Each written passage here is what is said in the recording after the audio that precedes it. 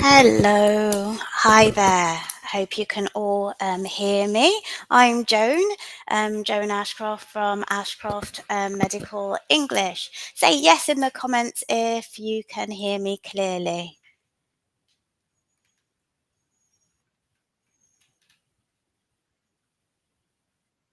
I'll wait a moment. There's a little.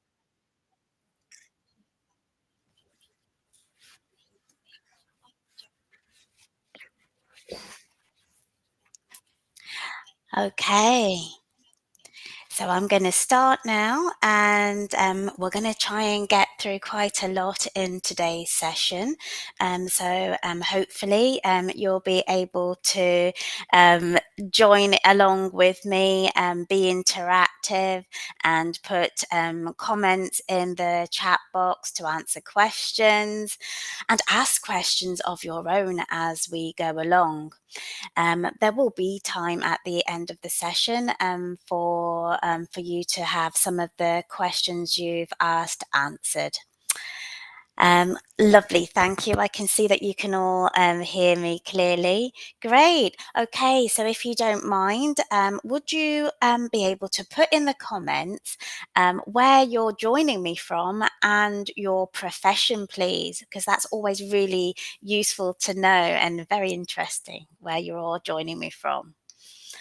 And meantime, while you're doing that, I'll just explain a little bit about myself for those who haven't met me before, okay? And introduce today's session. So I'm going to share the screen for you just now. If you just bear with me. Okay, just getting that done. Okay, right. So, as you all know you're here for OET Listening Part C, how to keep track of the audio. And in today's session, we're going to learn all about signposting language and try and get you to the point where you can just say goodbye to getting lost. As I've said, I'm Joan Ashcroft from Ashcroft Medical English, and I'm a former doctor from the UK. I'm an OET All-Star, which means I provide regular free classes on social media, and I'm also a premium preparation provider, which means that you can be assured that the lessons that you get from me, if you choose to work with me, will be of a high standard. So I'm just going to have a look in the comments just now and see where you're all coming from. Okay, so we've got Wendy from India, and she's a nurse. That's lovely. Lovely to meet you, Wendy. And Pack, who's a doctor. Lovely to meet you too. Awesome. So thank you very much for adding that information there. I can see more of you from other parts of the world, such as Sri Lanka, Nepal, Iraq. Okay, lots of parts of the world represented here. Lovely to have you all here with me today. Okay, so on with today's session. I'm hoping you get a lot from today's session, and at the end of the session, you will get a link so that you can get a lesson with me at half price. That will be a 30-minute trial lesson. So if that's of interest to you, hang on to the end and get the link. But today's class, okay, so we are going to be looking at listening part C. So, first of all, we're going to just get you used to the format of the test, and then we're going to get into the main topic of the session, which is looking at signposting language. We'll look at what it actually is, how speakers use it, and how it can actually help you keep track. Now, we'll be doing some exercises as we go, so you'll be able to put some of the tips into practice. And as I mentioned, there will be an opportunity to have a few questions answered at the end. So, what I would recommend is if you do have any questions, put them in the chat box, the comment section as soon as you can. because there is a slight time delay when we're live, and I want to make sure that when we come to Q&As, I've got some questions ready to answer. Okay, with that said, let's move on. We're going to start by looking at the test format. Now, many of you are probably familiar with the test format, so this will just be a brief overview.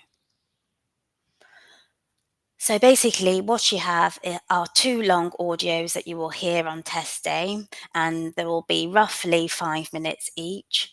There'll be 6 questions for each of the audios you will hear, and before each of them play, you'll have 90 seconds to read the questions and the options, I should say, for each one.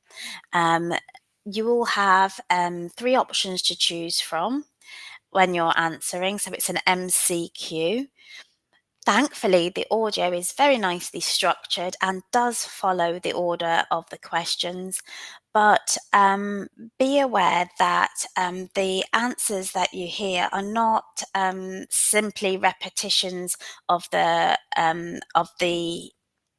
options you'll see. You're going to have everything paraphrased, and synonyms are going to be used. So what you could do now for me is put in the comments what you personally find challenging about listening part C. Would you mind sharing with me what your challenges are?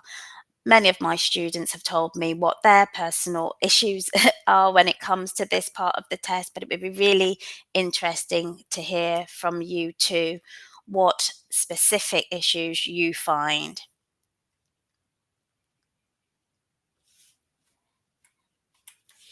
And I'll share with you on my screen just now some of the problems that some of my students have come to me with. For example, some find it quite tricky to multitask, do lots of things at the same time, which is what you need to do essentially in the listening test. You've got to listen to the audio at the same time as reading the questions and options, at the same time as thinking and choosing which is the right answer. Okay, losing focus is another thing that can happen. It can be a fairly long test. If you're concentrating, it can kind of become a little tiring. So it's important to build a bit of stamina for this so that you're able to focus for long enough. Another issue can be vocab, unfamiliar vocabulary. And sometimes it's a case of kind of building on that, building on your vocabulary knowledge. So there aren't so many tricky parts in the audio. The accent can be problematic for some candidates, perhaps not being used to certain English speaking speakers who have accents from, for example, I don't know, Australia. Maybe they're not so used to listening to Australians and perhaps more used to listening to American speakers. This is quite typical for a lot of my students. So my advice there would be to listen as much as you can to speakers from countries whose accents you find a little harder, or you're simply not familiar with. Okay. I can see in the comments here lots of challenges that you have, like not knowing when the next question's coming up, not knowing which is the correct one. Yes, that can be quite a dilemma. Finding it difficult to choose the right answer. Yes, similar problem. Um, yeah, losing track of the audio. Yeah, the topic of today's session. So, thankfully, all of these challenges can be overcome, and it's really just a case of time, practice, and a bit of guidance as well. And eventually, you will get there.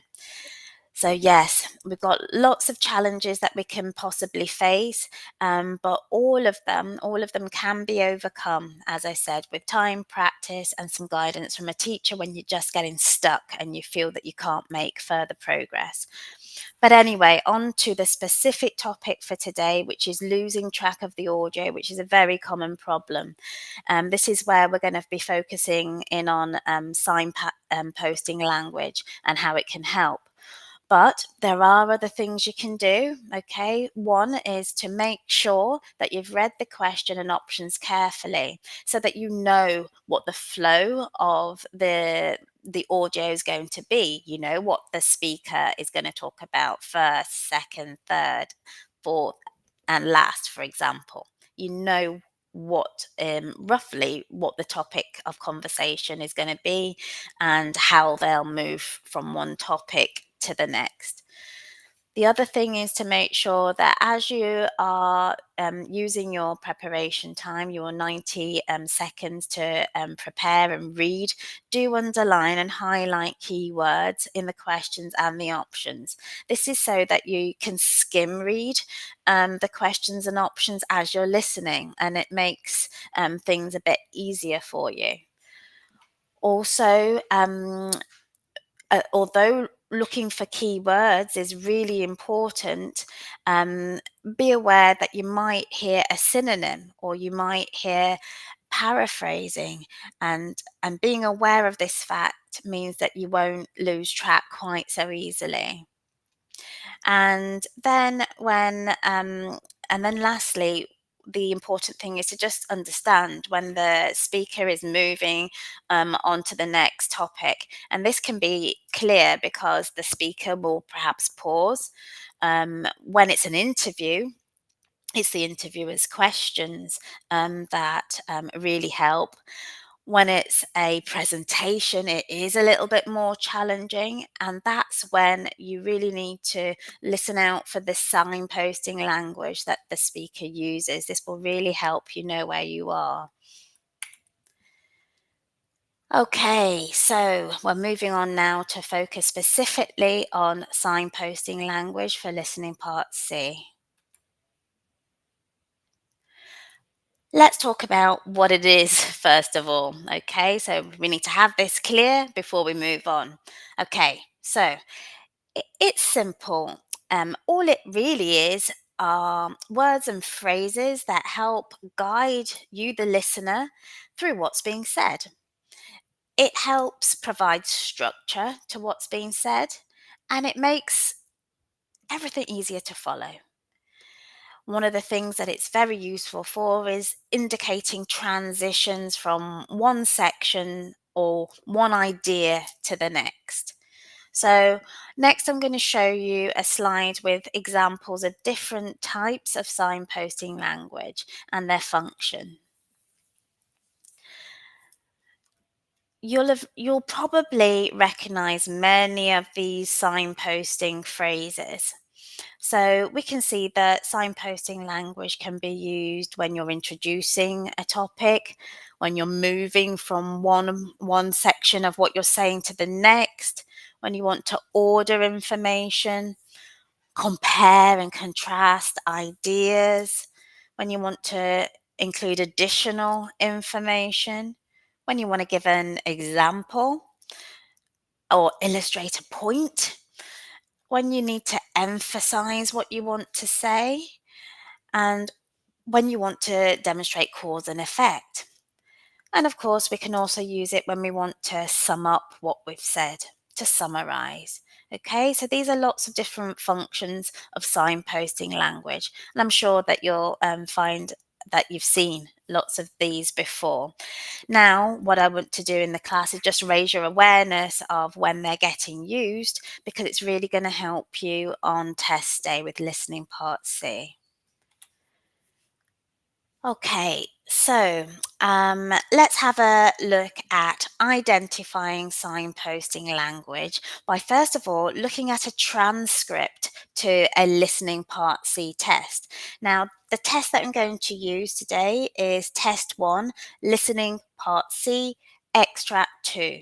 Now, this is the free sample that you'll find on the OET website. So if at the end of today's class you want to go and have a look at that yourself and maybe try it out independently, that would be a great idea. So let's take a look at the transcript. Now, this is part of the transcript, and the speaker is an occupational therapist called Anna Matthews. So I'll read out what she says. She says, "Hi, my name's Anna Matthews. I'm an occupational therapist working here in the hospital. In a moment, I'm going to present a case study to you to show you the type of work I do. But first, let's think about what we understand by occupational therapy and the part it plays in patients' recovery." Okay, so that's what Anna Matthews says during the audio. And in this, we can see that there is some signposting language. So, could you please tell me what signposting language Anna uses to tell us the order of the information she's going to provide us with?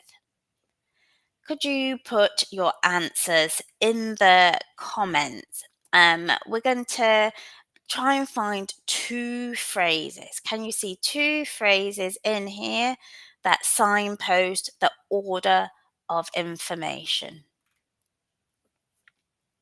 I'll give you a moment to choose your answers.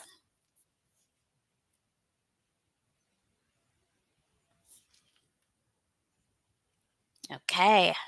Yep, I can see some good answers coming in there. So, you've done really, really well. Some of you have got, particularly got this one. But first, yes. So, and some of you have also got in a moment. So, well done. You've noticed that she's telling you, well, later I'm going to say something, but first, this is what I'm going to say. Excellent. Good. So, you've got the idea. So, just for clarification, can you answer the next question? What will you expect to hear her talk about first? Is she going to talk about a case study to illustrate her work first? Or is she going to give an explanation of what occupational therapy is? A or B? Could you put your answers in the comments for me, please?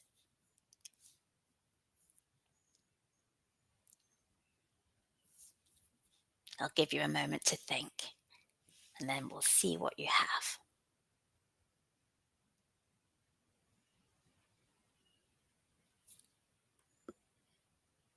Okay, so hopefully, you will have seen that the first thing she's going to talk about is an explanation of what occupational therapy is. Yes, most of you found that not too tricky.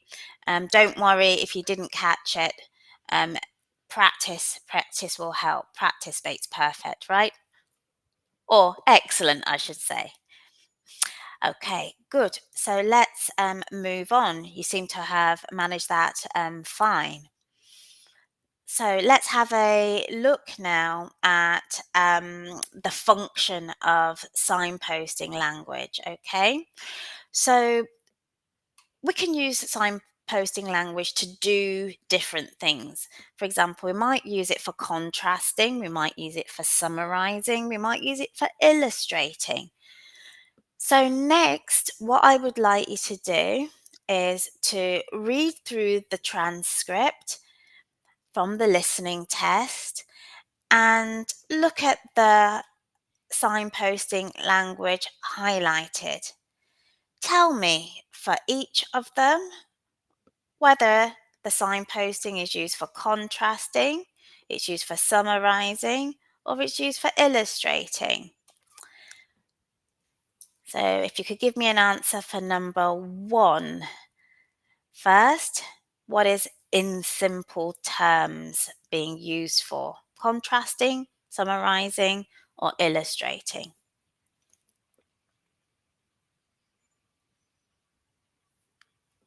And then number two, for example, what's the function of that? And lastly, number 3 and 4. What is however and whereas being used for? What is it being used for? To contrast, summarize, or illustrate? I'll give you a moment to finish your answers there.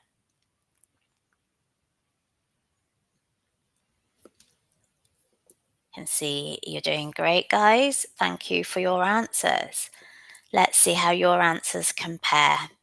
Okay, so in simple terms is a good signposting phrase that we can use when we're summarizing. So we know when we hear this, there's some sort of summaries coming up next. So for number 2, it's an illustration or an example. It's used to illustrate a point, to give an example of a point. And 3 and 4 are used to contrast ideas. So, for example, I used the same signpost.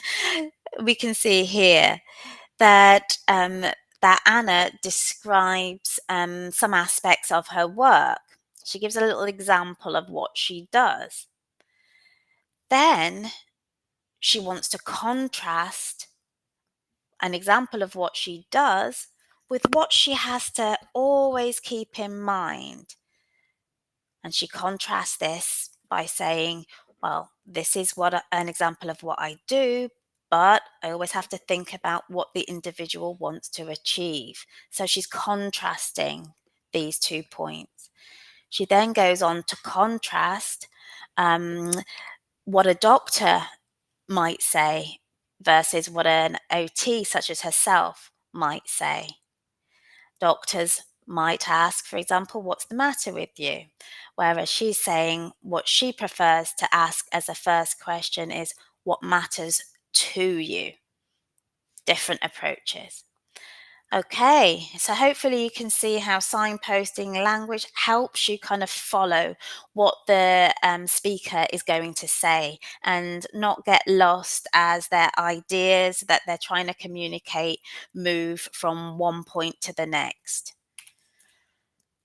Okay, so what we have to remember also is that the signposting language not only helps us follow the audio as we're listening, but it can actually help you know which question you're on. Okay, so don't forget to use signposting language to know which question you're on. Let's try this out with a little exercise. On the right here, you'll see some signposting language. And then on the left of the screen, you'll see questions. So these are questions that would come up in listening part C. And as you hear the signposting language, you can match it to the question, and then you'll know where you are. So how about you try this for me? Can you choose A, B, C, or D for each of these questions here? So, what goes with 38? Which signposting language would match?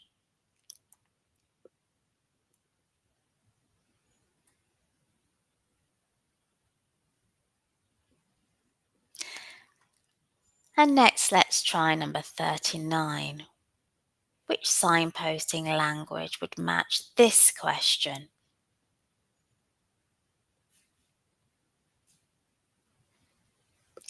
Don't forget to put your answers in the comments for me.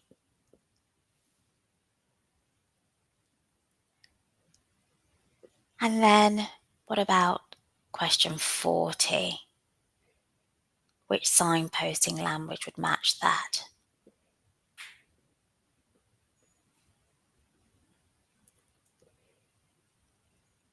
And finally, question 41. I'll leave you a moment to finish and putting in your answers.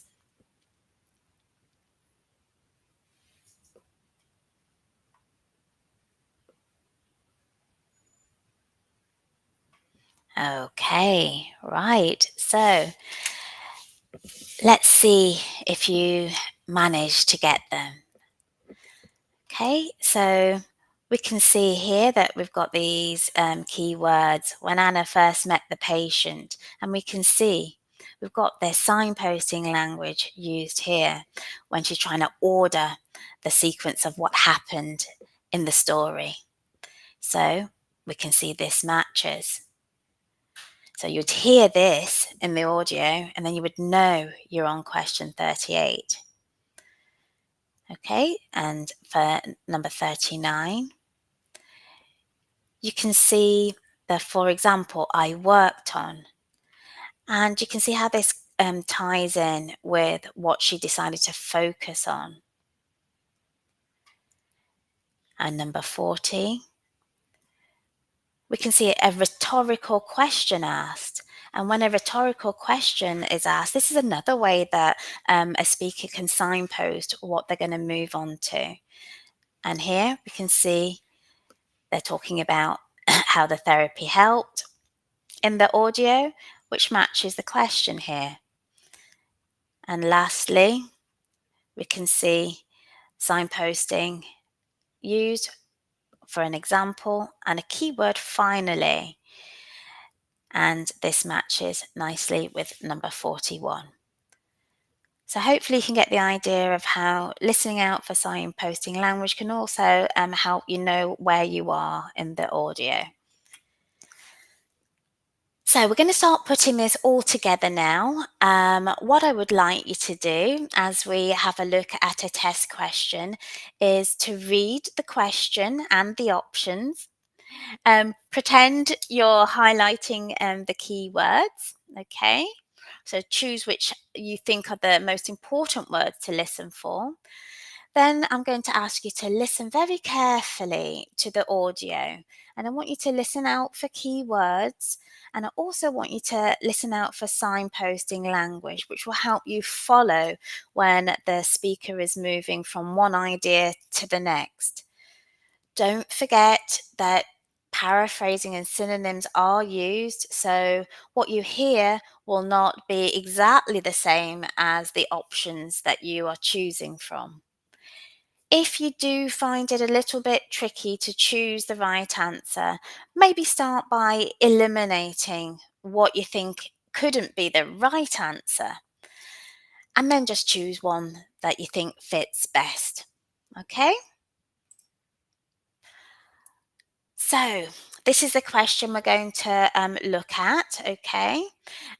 First of all, I'd like you to decide on words, keywords you want to highlight here.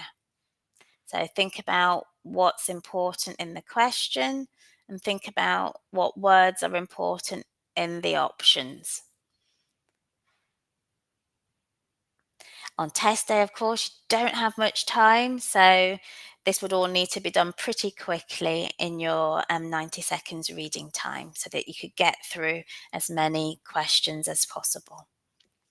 So let's have a look at an example of what I might have highlighted, for example. I would want to place attention on when Anna first met Ted, and then on these keywords in the options, okay? So unable, identify, completely, attitude. B, optimistic, full mobility. And then C, mainly concerned, state of mind. So this focuses us in on the important things to listen to. Okay, so now it's your time to listen to the audio.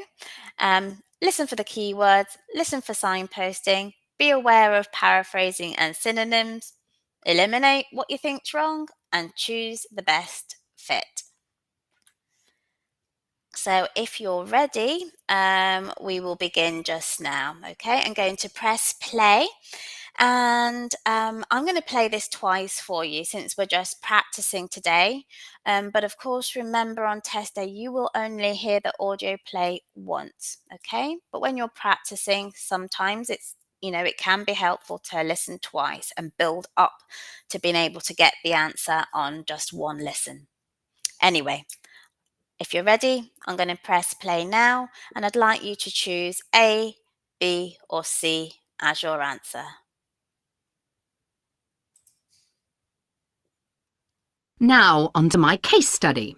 It involves a patient called Ted, a 60-year-old man whose motorbike was in collision with a car. Luckily, the accident happened at moderate speed, but he still suffered compound fractures in both legs, in one arm, and several broken ribs. When I first met him, after 2 weeks in hospital, he was physically and emotionally broken. After all, not only was his mobility in question, but much more importantly, so was his style. Doctors had told him that he might never be able to squeeze into his motorbike leathers again. So he'd given up.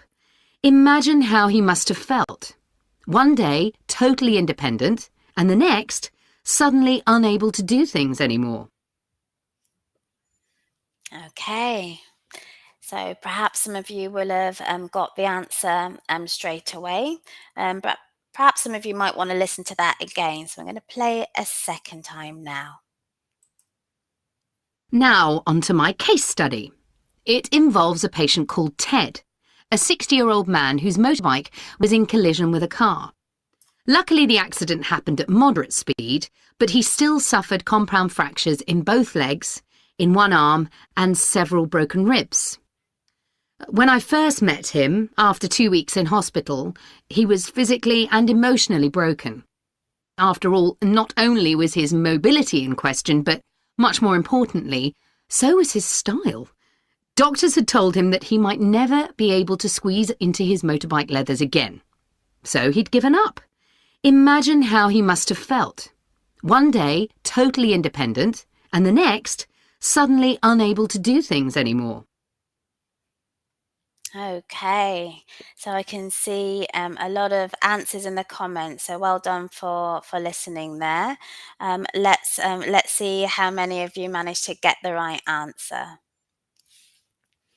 Okay, so the answer was actually C, and the vast majority of you actually got that. So well done. And for those who didn't manage to get it, don't worry, this gets easier. What you can do is when you find that you don't get an answer right and you're studying at home, then what you can do is just go to the transcript and see what it is that you missed. Okay, so this is a useful self-study tip. Use transcripts to build your listening skills. So for example, if you've listened twice and you're still not sure, then you go check your answer, you find you've got it wrong. I would go to the transcript and see what's there. Another good thing to do is listen along with the transcript. Maybe it is the case that you haven't picked up what's been said. You've maybe missed a few words. Anyway, let's take a look at the transcript together just now, and you'll start to see the answer a little bit more clearly. So we can see that we've got some signposting language here. And this is where Anna says, you know, when I first met him, after 2 weeks in hospital, he was physically and emotionally broken. So these are some key words, physically and emotionally. And then she goes on to make clear what the main point is. And then she says, after all, now we use this for emphasis. After all, not only was his mobility in question, but much more importantly, now this is used for emphasis here, so was his style. So it's not just a physical issue. It's more focused here on the emotional side of things. So doctors had told him that he might never be able to squeeze into his motorbike leathers again. So he'd given up. Again, this goes with his emotional state, his state of mind. Imagine how he must have felt. Okay, so this is all connecting back to what we can see in the answer here. It's concern about his state of mind. Okay, so hopefully that looking at the transcript there, and I would kind of urge you to make good use of transcripts as you're studying. Hopefully doing that today gives you an idea of how you can study on your own independently. and build on the skills that we're looking at today. So to wrap up, use signposting language to help you. It's a really good way of keeping track of the audio. The language helps guide you through the whole presentation or interview. It lets you know when the topic's changing. It lets you know which question you're on so that you don't get lost, and it really helps you understand how ideas are connected. My recommendation would be to familiarize yourself with words and phrases that speakers use when they're signposting. And one way you can do this is to analyze some of the sample test transcripts that are available on OET.com, and you'll start to notice how much signposting language is actually used. So before we wrap up, we'll just answer a few questions, okay? So I'm just having a look at some of the questions that you've put in the comment section earlier. Okay, so I've got a question about the OET exam format. Okay, so your go-to resource preparing for OET for all basic information like this, the first place I would go to is the OET website, oet.com. Go there and you will get lots of information on the test format. So if you haven't already gone to the official website, that's where you need to go and find the information there, okay?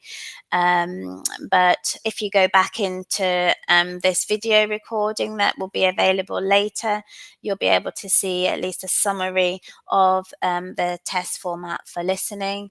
For all students that choose to study with me, of course, I guide you through what's expected in terms of the format of the test, how to approach it, and we train on all aspects of the test that you need help with. Hope that helps answer the question. Another question I'll move on to now is about some of the options are spoken some of the options are available are spoken, and I find it difficult to know the ones to use. Oh, okay. So I'm not sure if I completely understand the question, but in terms of OET listening, the signposting language used is by speakers. So this is the sort of signposting language that might be used, might be slightly more informal than maybe written, but pretty similar much of the time. Not sure if I've answered the question, but I hope I have. Okay. I noticed a lot of comments regarding finding the speaker being, maybe too fast, or the accent being a little difficult. Well, definitely in terms of the speaker's speed, that getting accustomed to that speed will be simply a matter of time and practice, getting used to accents from speakers of different countries, and breaking it down. So listening to small sections at a time, and repeating them until you can catch the words. That's also when looking at the transcripts is really helpful. So you can read what it is you're missing, and it can be useful to listen and read at the same time to try and put what you hear and the words together.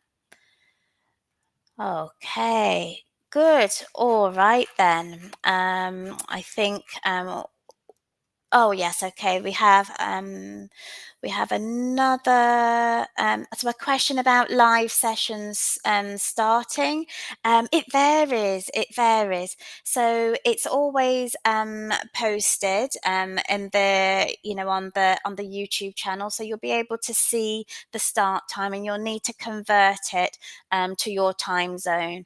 My live sessions generally start at 10 a.m. CET, CET, so Central European time, so you would need to convert it for that. But the best thing to do is just check what you see on the YouTube channel, and the time will be displayed there. Okay, vocabulary resources. Really good question, Marla. Okay, so in terms of specific resources for vocabulary, there isn't a list, for example. There isn't a list specific for OET. My advice is to read widely. Read widely over a wide range of health topics, and in that way you will expose yourself to a lot of the vocabulary that will come up in the test. As you can appreciate, you know, there's such a wide range of possible medical topics that could be brought up.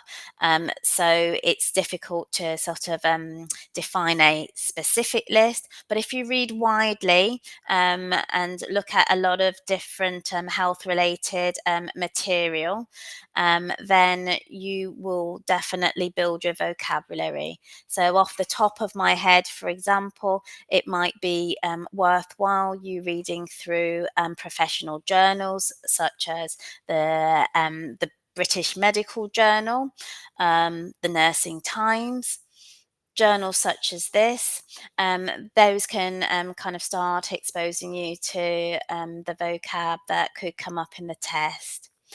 Okay, and the final question I'll answer is from Elizabeth today. Um, yeah, so is it possible to get two presentations on test day, or is it going to be interview and presentation? So in my experience, what I've seen is that it's usually one interview and one presentation. So that would be my expectation, but I will look into that. I haven't seen just two interviews or two presentations, but I will look into that and try and get you a clear answer on that. Good. Okay. So,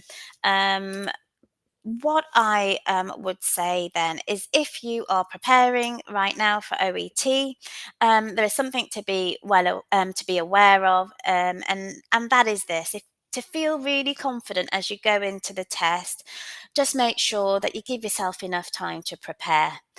Generally, if you're moving from one language level to the next, it could take between 100 or to 200 hours of guided learning to do that. So, for example, if you are an intermediate level or B2, you're at B2 level, you're going to probably need to study for 100 or 200 hours with some guidance along the way to be able to get up to the pass level for OET, which is advanced, so C1 level.